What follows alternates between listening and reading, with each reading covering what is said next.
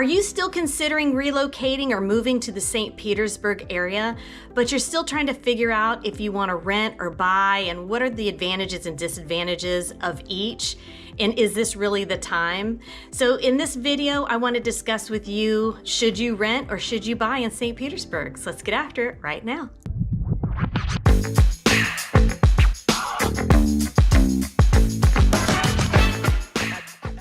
Hey there, future Floridians. I'm Emily. I'm a licensed real estate agent here in Central Florida, and I live in the Tampa, St. Pete area. And this channel is dedicated to all things living, working, playing, sleeping, eating, and especially the real estate market here on the Central West Coast. So if that resonates with you, I really appreciate it if you'd hit that subscribe button and that notification bell. That really helps me out a lot, and especially a thumbs up if you enjoyed this content. And don't forget, you can always leave a comment below, any questions or anything you'd like to add. I love it. And of course, I am a relocation specialist, so if you need some help on your relocation journey, I'm your girl. So my links are below. You can jump on my calendar for a 30-minute consultation and we can get going on your plan. Hello? Yeah, I'm in the park. So today I wanted to discuss something that's been happening with a lot of my clients right now is should I rent, should I buy?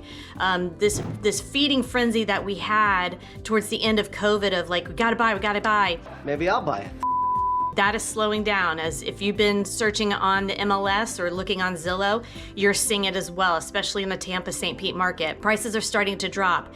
They seem to think, or at least they're projecting, by the end of 2024, we will see a 10% drop in home values. Now, what does that mean in the Tampa, St. Pete market? Well, we were inflated to begin with. So I think for us, really what that means is we're gonna level out. So if you're trying to figure out, should you rent or should you buy in this market, I have a couple of things I want to discuss with you. I'm going to show you the MLS, some rentals on the MLS. I'm going to show you some apartments.com and talk to you about what the data is saying, what our average rent is, and then what you really could get for that money. And again, the advantages and disadvantages of both. In this article, why some people are thinking that the rental market is going to crash in 2023.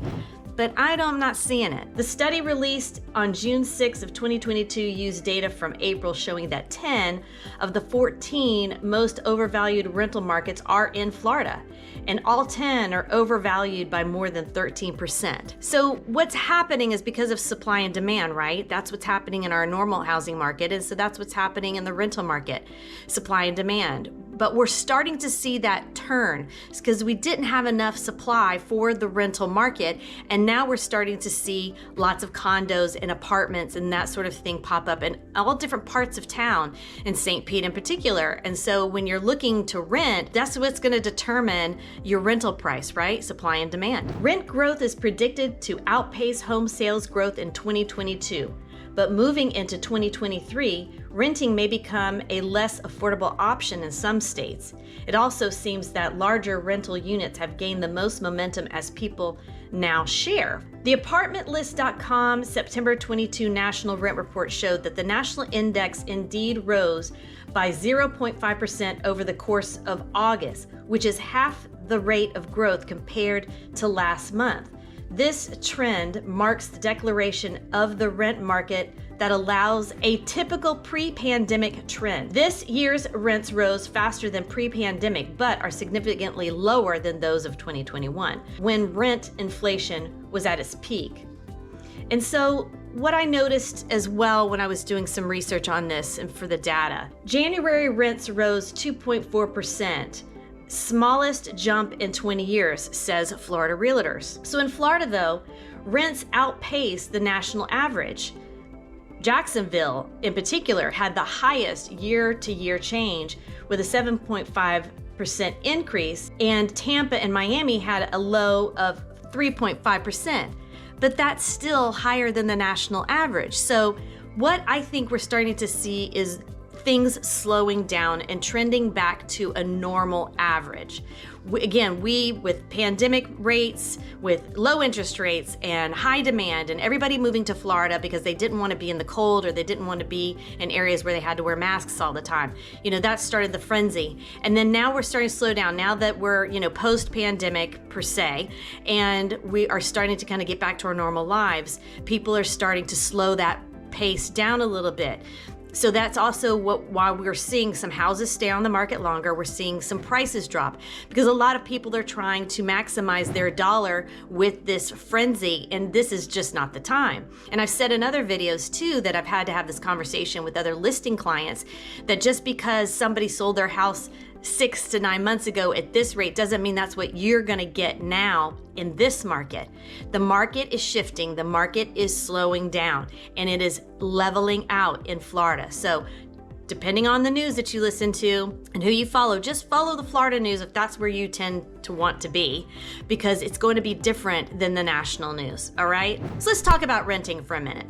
Where can you look for rentals in the St. Pete market? So that gets a little tricky. When I lived in Austin, Texas, they had rental brokers, and you could go and pay a fee and they could help you find a rental because they were really hard to find and everybody was attached to these brokers. It's a long story. So what I've been sharing with people is there's a couple of ways that you can look for rentals, but it's not that easy, unfortunately. As a real estate agent, my primary goal is to help buyers and sellers buy property. Do I have access to rentals? I do. I can do a rental search on the MLS and I can help you that way.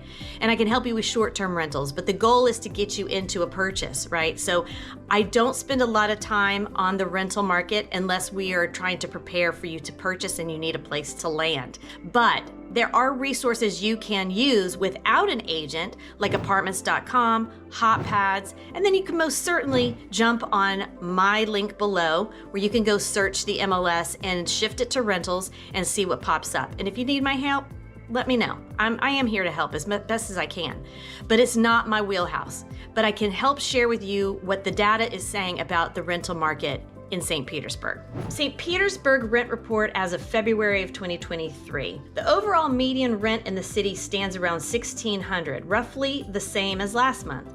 Prices remain up 1.3% year over year. And so what we're seeing, if we look at this chart, the median rent for a one bedroom is $1,331, or a two bedroom right there, right under $1,700. And so prices are dropping a little bit. And that is, I think, due to the fact that we're seeing so much growth and buildings are popping up. And there's gonna be a little bit more competition now, I believe. So this might be a really good time to buy. Now, that's apartments and condos. You can search, and again on the MLS with some help, you can search for homes that are for rent. Now I will tell you, we have had some scams going on in the rental market here. People putting houses on Facebook Marketplace and Craigslist that they don't even own. So you have to be careful, you wanna vet them. Please do not ever send cash to anybody. Just don't. That if you have not seen the home or you have not seen or talked to the owners, you can also do your research on Hillsborough County Property Appraisers. If you're looking at Tampa and St. Pete, it's Pinellas County Property Appraisers, and you can look up the address and you can see who owns it, and you're gonna have to do a lot of your due diligence if you're not going to go through the MLS. So keep that in perspective, okay? A price to rent ratio. This is something that I heard about a year ago, and it's a really great tool to use if you're trying to figure out if you should buy or you should rent. The price to rent ratio is the ratio of home prices to annualized rent in a given location. And so you can use a factor of price to rent ratio equals median home price divided by the median annual rent price. So basically, if you're going to be trying to compare a home that is a certain price and then what that rental price would be paid over 12 months, you basically divide those two together and then you get a number. The ratio is as follows. A price to rent ratio of 1 to 15 indicates it's much better to buy than rent. A price to rent ratio of 16 to 20 indicates it's typically better to rent than buy. And a price to rent ratio of 21 or more indicates it's much better to rent than buy. So if you're looking to determine whether you're going to make a purchase, you want that ratio to be 1 to 15. That's gonna be a good indicator for you. And don't forget, if you are thinking about buying, you're gonna need to talk to a lender, and that's gonna help give you a clearer picture of what you can and can't do. And you should also maybe consider talking to your CPA or your tax accountant and talking about, your future plans when it comes to owning property and what that means to your portfolio and your budget, and if that's something that you can take on. And we're gonna get to the buy side in a minute. I'm getting ahead of myself, hold on. So as an example, $350,000 of a home versus rent of $1,600 a month, and then annually that's $19,200, that gets you a ratio of 18. That indicates that it's better for you to rent than buy. But if you are thinking of purchasing a home at $350,000 and you're looking at some place that is $2,000 a month, times 12, that's $24,000. So we're gonna divide that $350,000 home by the annualized rent at $24,000, and you're going to get a ratio of 14. So actually, it's gonna benefit you more to purchase than to rent. Little tip for you. Hope that helped. Nice. So let's talk about the average home price in the Tampa, St. Petersburg market right now. The average home price is $430,000 and some change. Now that is up 7% from last year.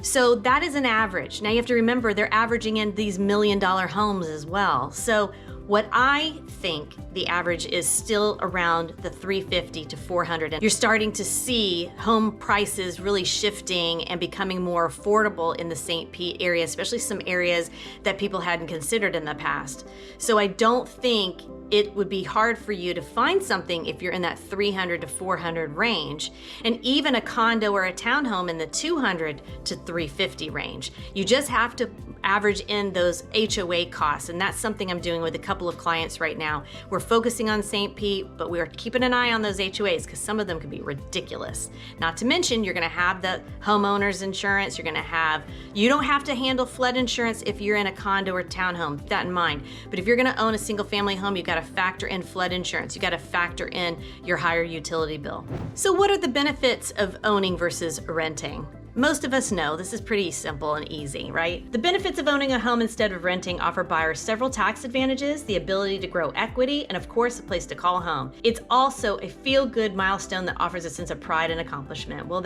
I can definitely attest to that. I was a renter forever, and then I bought this condo, and I have to say, 5 years later, I have a nice chunk of equity.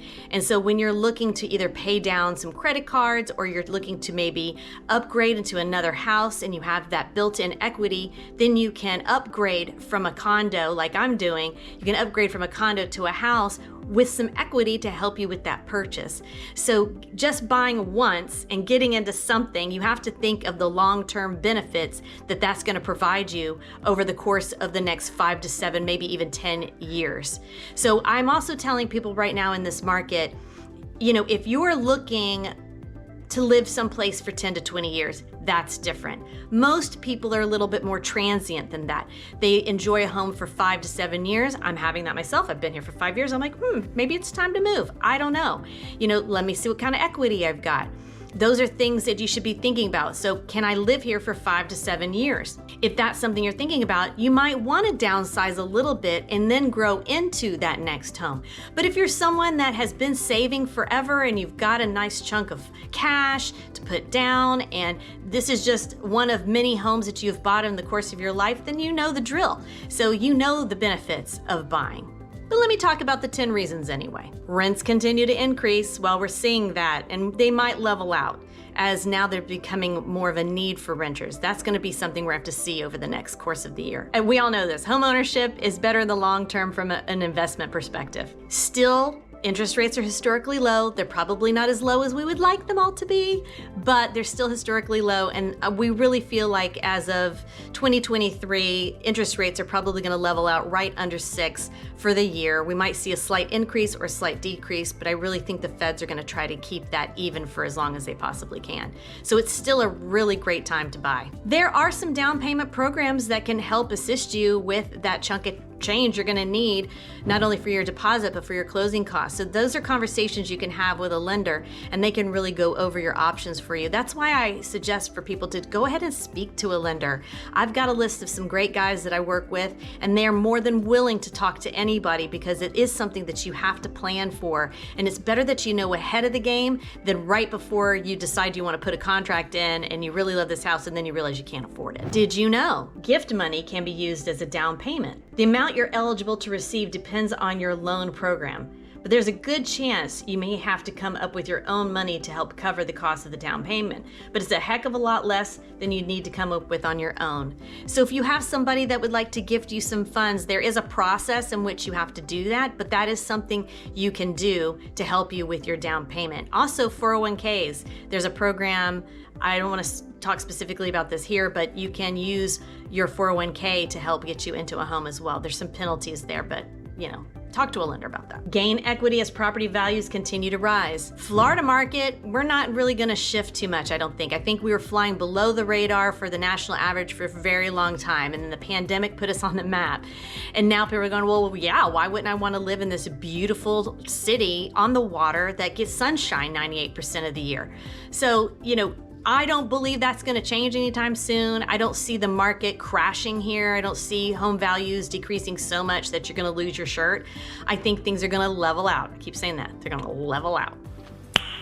Nice. And then higher loan amounts, which means you can finance more of your home, so make those payments more affordable. Predictable monthly payments. You have a mortgage. You pretty much know if you've got, a fixed 30-year, you know exactly what you're going to pay month to month. The only thing that might change is your property taxes or your insurance, as well as those HOAs if you're in a condo or a townhome. And there's a load of tax deductions, and we can also talk about short-term rentals, but I'm going to save that for another video. So as you can see, there are advantages to both sides, but what it comes down to is really, what does it take for you to get in the market that you want to live in? If it's Tampa, St. Pete, you want to get here and you want to rent for a little while, go for it. Do it! Just do it! Make sure you got a plan in place if you are looking to purchase. Talk to a lender, talk to them about what you need to do in order to position yourself so that you can buy at the right time and space for you, and when the market is going to provide a home at the value that you can afford. And if you're looking to buy now, don't forget you can reach out to me. I'm here to help you. My links are below and we can have a conversation. I always believe, if you've got money saved and you're ready to buy, you should buy. This is an amazing place to live. Properties are only going to go up incrementally, but they're still going to continue to go up over the years. And like I'm gonna do this condo that I live in, it's gonna be my investment property. And the only way that I could do that is to start at a condo level, and then now I can go up from here. And that's been my plan all along. So if you have a similar plan, or you need to discuss your plan, call me up, text me, email me. But more importantly, it's really easier to just jump on my calendar and let's get a 30-minute call going, and we can really dive into what you need to do. I can hook you up with lenders that can answer some of these really important questions. And don't forget to engage your CPA or bookkeeper. They're gonna help you best understand what you can do based on how much money you make and that sort of thing. So again, guys, really appreciate you coming and checking out my channel and watching this video. If you liked it, hit that thumbs up. That really helps me out a lot. It also helps me if you hit that subscribe button. It helps push more content like this to people like you. And until next time, everybody, have a good one. I'll see you around.